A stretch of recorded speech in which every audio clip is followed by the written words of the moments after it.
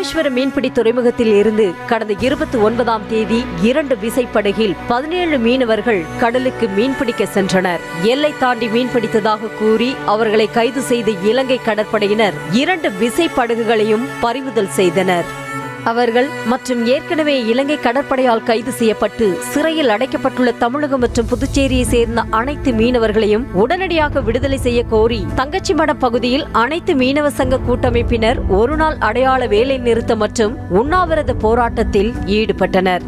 குழந்தை குட்டிகளுடன் கண்ணீரும் கம்பலையுமாக போராட்டத்தில் ஈடுபட்ட பெண்கள் மீன்பிடி தொழிலை தவிர தங்களுக்கு வேற எந்த தொழிலுமே தெரியாது என்றும், கடலுக்குள் கொள்ளையா அடிக்கிறோம், வயிற்று பிழைப்புக்காக மீன்களை பிடித்தது ஒரு குற்றமா என்றும் கேள்வி எழுப்பினர்.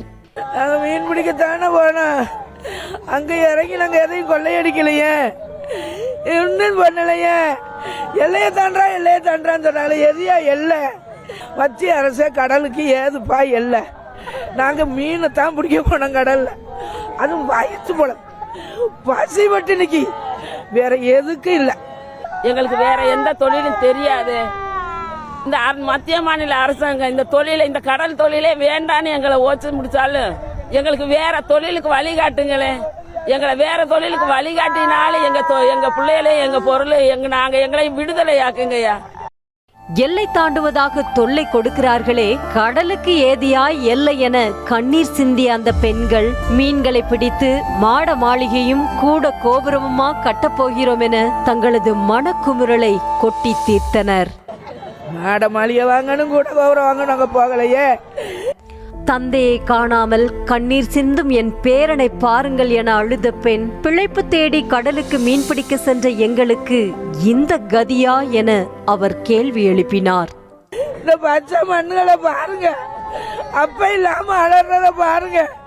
காலையில வந்தா நம்ம அப்பா அது வாங்கி தருவாங்க, இது வாங்கி தருவாங்கன்னு சொல்லு, இப்படி கதறுது. இதுக்கு அப்ப இல்லைன்னா தூங்காது என் பிள்ளை. என்ன பண்ணுவா இன்னும் எத்தனை நாள் தெரியலையே. அவதாரம் போடுறானாமே, நாங்களே சாப்பிட வழி இல்லாம இருக்கோம். அவதாரத்துக்கு எங்க போவோம் நாங்க? சிறையில் உள்ள மீனவர்களை விடுவிக்காவிட்டால் பசியும் பட்டினியுமாக கிடக்கும் எங்களையும் சேர்த்து கடலில் போடுங்கள் என கூறிய பெண்கள், மத்திய மாநில அரசுகள் உரிய நடவடிக்கை எடுக்க வேண்டும் என கண்ணீர் மல்க கோரிக்கை விடுத்தனர். எங்க மக்கள் வரணும், பொருள் வரணும், இல்லைன்னா குடும்பமா எங்களை கொண்டு கடல்ல தாத்துருங்க. செய்திகளை உடனுக்குடனும் துல்லியமாகவும் தெரிந்து கொள்ள சப்ஸ்கிரைப் பண்ணுங்க.